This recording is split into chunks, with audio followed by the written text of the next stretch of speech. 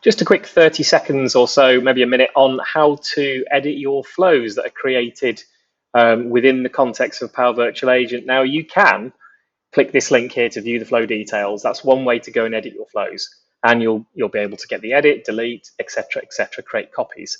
But where are they held? They're not held in your normal make.powerautomate dashboard effectively, or certainly not easily visible. However, they are there.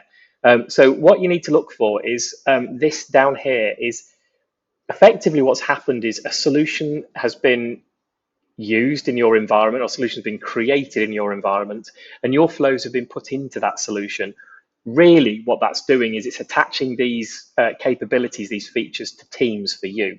So inside this solution, which is just a package of things, the Common Data Services default solution, you will find your flows. Now, I can click there to get to it, but also if I didn't want to go through that interface and I just want to go through my normal Power Automate interface, let's just get there. In fact, I'll go right back to the very start here.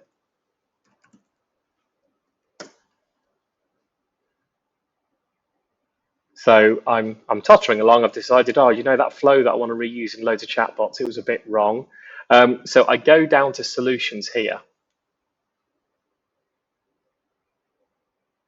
And it's environment specific. You will have a solution. Here I've got the 5-day challenge environment that I've created, but this is what you're looking for. The Common Data Services default solution. CDS is now what we call the Dataverse. And that's where I said on the call that elements of a wider dynamic solution and other things were pulled out into a Dataverse, which is effectively a set of tables and capabilities to reuse. But the important thing to know here is that your flows exist in that CDS default solution. And there you go, request leave. So if I wanted to just go and edit that flow now, delete it, change it, copy it, whatever, see the flow runs, I can do so from here. So when I click edit,